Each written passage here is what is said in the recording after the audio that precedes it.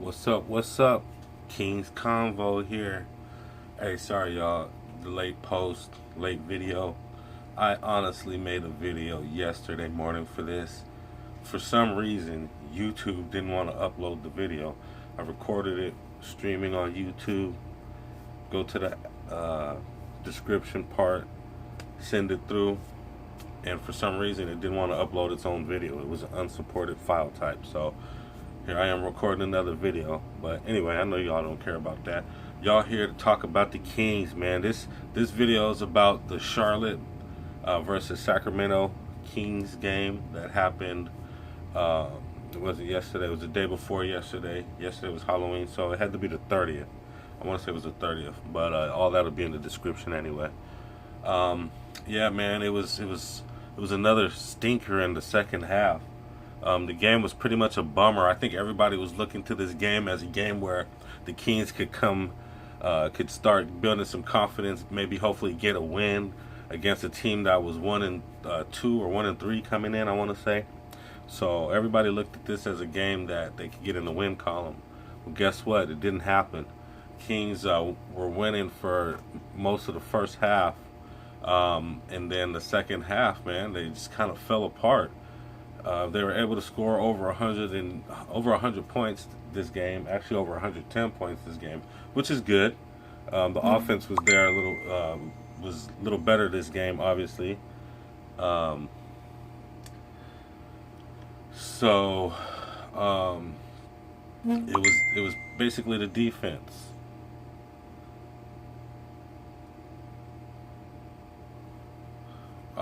It was basically the defense. The defense. The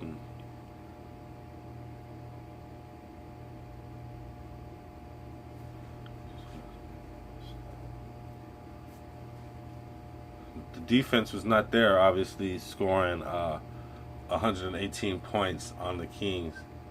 Um, let's see what Bill Walton had to say about this game. I thought we had a lot of good shots today. I'll check the film out when I get home that we didn't make. And then again, it was tale of two halves. Third quarter killed us. We won 3 of the 4 quarters.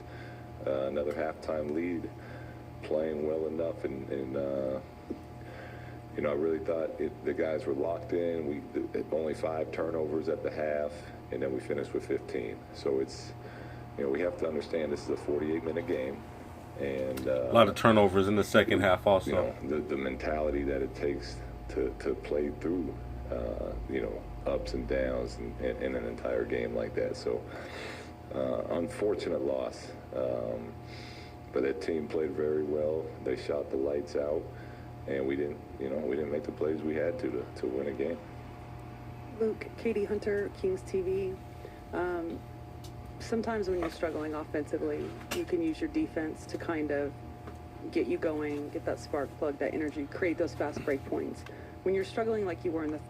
Now, I found this interesting right here. Katie Hunter pretty much asked Luke Walton why he didn't go into a full court press, which is pretty much the same thing I was thinking while I was watching the game. I was just sitting there like, why isn't he changing the defense up? He has to change stuff up. We got to get on these guys. I want to say it was like 5 or 6 minutes left in the game, and the Kings were down by like 6, 8 points, something like that, maybe 10 points.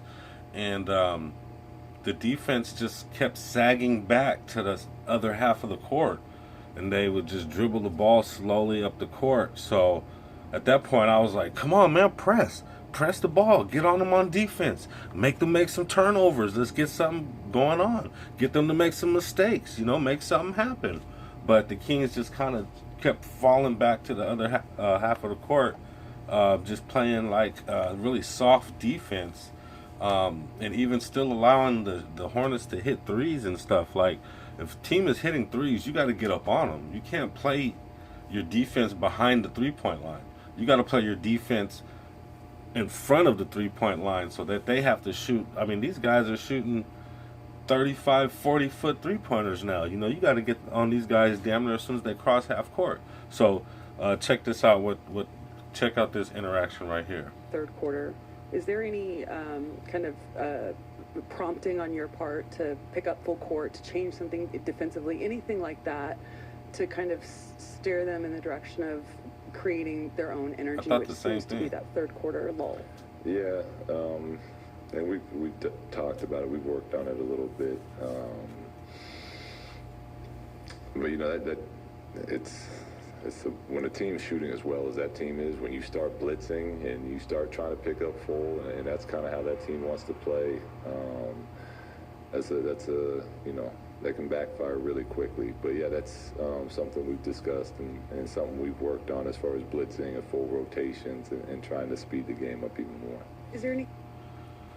Okay, so you're gonna hear by Katie Hunter's reaction, our next question, that answer really wasn't acceptable. I mean, she basically asked the same question again, but in a different way. But I don't know. I mean, the way he answered that question, I don't know. He just kind of seemed like he was kind of not ready for, you know, changing things during the game, or, you know, improvising during the game. He just kind of seemed surprised by the question, almost like most people that have played basketball know, you know, you go into a press at the end of the game if you're losing to cause turnovers. That's just basic basketball fundamentals. You learn that as soon as you start playing basketball at a very young age. Maybe not in pee-wee basketball, but definitely in high school. When you're in high school, you're taught to press. Sometimes you press when you're winning just to, you know, get the other team to make mistakes. If you see their point guard isn't a very good ball handler, you're going to press. So in their situation, he was just like, you know, yeah, we talked about it. We've worked on it. And, you know, you got to be careful when you blitz. And you don't want to blitz against some of these teams. I mean, it's not really a blitz, bro. I mean, you're putting football into basketball, and it's a different sport. And the blitz, you're aggressively going, you know, after the quarterback, going through the line with a few, you know, different players. On a full court press, you're not necessarily blitzing through people or trying to get to one person. You're basically covering your man from the length of the court, so it's a little different. I guess it's more of a normal NBA defense is almost like a prevent. They kind of just wait on the second half of the court for you, whereas a better metaphor would have been to say, you know, it's like man-to-man coverage, because man-to-man coverage, you would be covering the guy as soon as he takes the ball out all the way down court. So I don't know. I didn't really like his answer to that one. You know, it's not something you have to talk about or work on. Like, these are NBA players. They've been full court pressing, you know, playing hard D from the moment the ball comes in, you know, denying the ball from an early age. You know, some of these guys probably played AAU at a young age. And when you're playing AAU, you know, like pee-wee age, you do press. So these guys, it's not something you need to work on or talk about. It's like, okay, guys, we're going into a full press now. You tell them that we need a full press now. You tell them we need hard D. You tell them you need to deny the ball.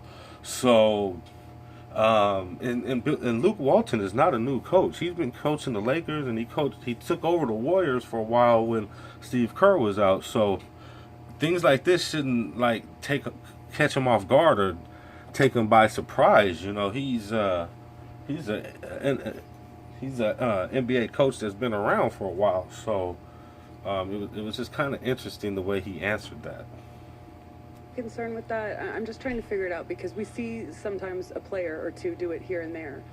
Is there a concern because of the pace you guys want to play at, that maybe picking up full court or things like that are even more problematic? So she just basically asked if playing full court defense is problematic because the guys will get tired. But you know, that's when you got to suck it up, man. 5-6 minutes left in the game. That's when you tell your guys, we got 5 minutes left. We got 6 minutes left. This game is almost over. I need all of your energy from here to the end of the game. And if you got a quick sub, you got a quick sub. You got to play a guy for a minute, switch him for a minute, and switch your starter back in after that minute. Do that. I mean, these guys only need like a minute rest. They don't need to sit on the bench for 5 minutes. So let's listen to his answer. Is there a concern for what? For our defense? The amount of energy you're putting out to pick up full court and put yourself in that situation when you're also trying to play at the pace. Well, it's not going to be. It's tough to. You know, in the NBA, these teams are so talented too. If you're going to pick up full court, you're really extending your defense, and we're still trying to get our basics down. I was really happy with our defense in the first half. And then it just, you know, the low man, like we start the game, Harrison makes a great rotation from the low spot.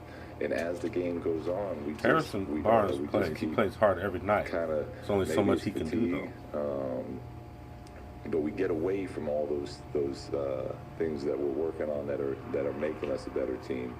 And, you know, that's still kind of the priority of what we're trying to do is understand the point that you got to be able to get stops in this league.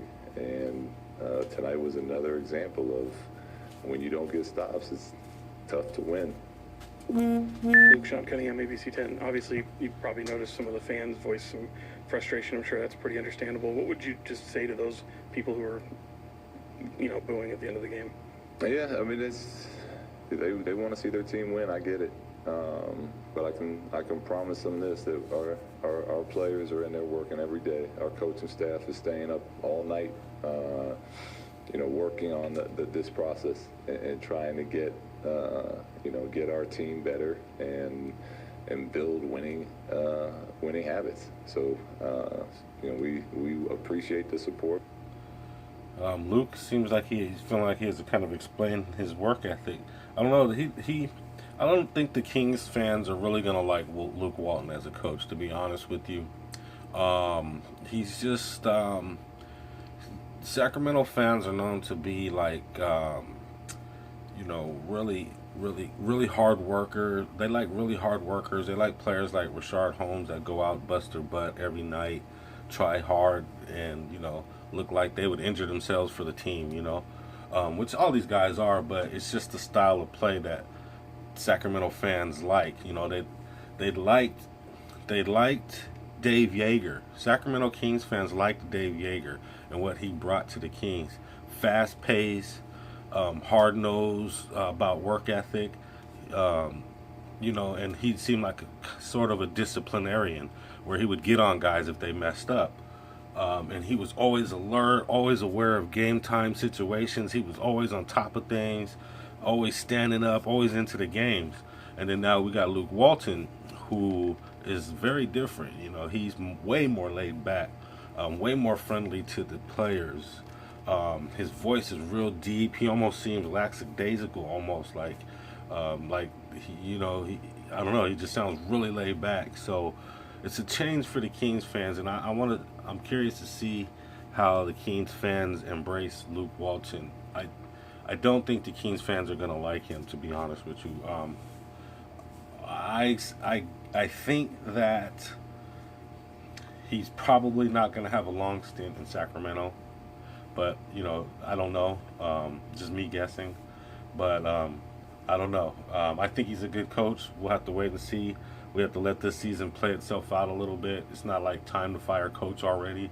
But I think a lot of Kings fans are feeling like we just restarted all over again, a whole new system and a whole new mentality and attitude, when they didn't see any problem with Dave Yeager and what he was doing. He was actually bringing the team closer and closer to the playoffs. So I'm curious to see how Luke Walton survives with the Kings fans. Make a comment below. Let me know what you think of Luke Walton and his coaching style compared to Dave Yeager's. And also in the comments, let me know what you guys think the Kings' problem is. Is it their offense? Is it their defense? Is it because they're not scoring with these teams, not hitting enough threes, not getting enough points down low? Or is it the defense? Are they not stopping guys, getting up on guys, stopping these threes, slowing guys down on fast breaks, things like that? In the comments, let me know. You think it's offense or you think it's defense? I personally think it's both. I think they're missing Bagley a lot. I think he's a big chunk of this team already in his young age. And I think he's probably like about a quarter of the team. If you look throughout the preseason, he was leading rebounder every game, almost every game, and he even led in points a few games. So I think the Kings are definitely missing Bagley, even though he's a young player. They're missing his contributions, and their defense, man. They need a little more chemistry. They need a little more of the basics and a little bit more fundamentals. And passing, man, turnovers. Like, I don't know what's up with their passing. But I'm going to go ahead and finish this out, and we're going to go ahead and end this pretty soon here. Understand the booze, but we're going to keep working and be patient. It'll get done. Luke, James Ham, NBC Sports. On the offensive end, you guys are shooting 46 three-pointers tonight. Seems like the default setting is almost to shoot threes and not take the ball inside on a lot of possessions. Is that something that you need to have a conversation about maybe pulling it in and trying? Yeah, and again, I'll watch the tape, but I feel I feel like we had a lot of open looks from three, but I know what you're saying, and I agree. You know, it's kind of the message during the timeouts is like, look, the other team's they're up 8. There's 9 minutes to go. Let's not start, you know, just throwing up threes like we're desperate. You know, we still would prefer to get to the paint, which is what I thought we did in the first half. We did a nice job of collapsing the paint and then kicking out when they rotated, which is what we want to do. So yeah, 46 is probably a little aggressive, but I do think that the way we're trying to play, we want to shoot threes. We feel like we have great three-point shooters. Now, we're not making shots right now, so maybe, you know, in the meantime, we can cut that back. But to your point, yes, when things get tough, it feels like we're trying to shoot too many of them instead of get to the line, get to the paint, get an easy one, slow momentum down. But that's something that we're working with the players on. I definitely think the Kings kind of fast break three a lot. You know, if you got to drive to the basket, take that first. You know, get to the basket first. You get double teamed or something like that, kick it out. I don't think the first option should always be a three-pointer. I don't know. I just don't like that offense. But you know, it's a new era and basketball is played differently now. Let's see what else he says here. Coach Matt George, KHDK, back-to-back rough shooting nights for both Bogdanovich and Buddy Hield. Are you and their teammates encouraging them to just try and shoot their way through it and get through the slump that way, or is their shot selection something that you would want to see improve? We talked to all our guys. We felt like that was a place we could get better. Is shot selection, and you know, when you shoot the ball as well as they do, you always feel like you're open. But we continue to encourage 100%. But the thing about Bogey and Buddy is they're two of the harder workers. You know, when it comes to working on their game in the league, they're in the gym all day, all night. So they're going to be in there working. We're going to continue to encourage them, continue to try to get them open looks. And continue to coach them if we feel like they're taking shots that aren't good shots. Yeah, Bogey and Buddy, they've been in somewhat of a slump. They haven't been hitting shots at a high rate. They've been hitting stuff here and there, but not at a high rate like you would like them to. Buddy, I think he's still affected by the ankle injury he got in the first game. I think it's affecting the way he shoots a little bit. And then Bogey, you know, after his surgery from last year, he's been at about this level where he's at right now. He gets into the games and he tries to find his place. He does a little ball handling, a little bit of driving, a little bit of shooting. He's been playing decent, you know. I just don't like when Bogdanovich goes into hero ball and like tries to do everything on his own. But other than that, he's been playing team ball lately, so that's good. Hopefully they could snap out of their slumps. But anyway, I'm going to go ahead and end this here. I don't want the video to get super long. You know, like I said in the comments, please comment. What do you think is the Kings' problem? Is it their offense or is it their defense? And also comment on your feelings about Luke Walton and how you think he is compared to Dave Yeager.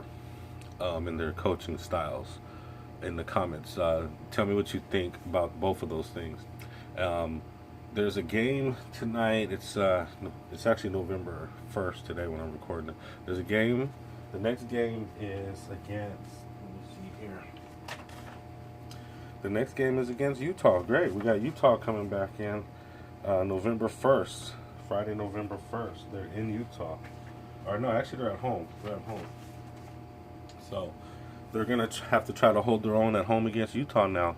So it's not going to get any easier for the Kings. The Kings are going to have to step it up, and they're going to have to find a way to win games and get points and rebounds without Marvin Bagley. So it's not going to get easier. You know, it's only going to get tougher from here. So Kings need to stop the turnovers, play some better D, and try to get some more offense out of a few of these guys. But anyway, other than that, please like, share, and please subscribe. It will definitely help my channel. I am just starting out here. I know things are a little generic for now, but it's really all about the conversation. It's all about the Kings and the review of the games. So if you enjoy this, please subscribe. And also, pretty soon we'll be going live at the end of the game, so you'll definitely want to be a part of that. Anyway, thank you. Hopefully everybody had a great Halloween, and I'll talk to you guys real soon. Go Kings.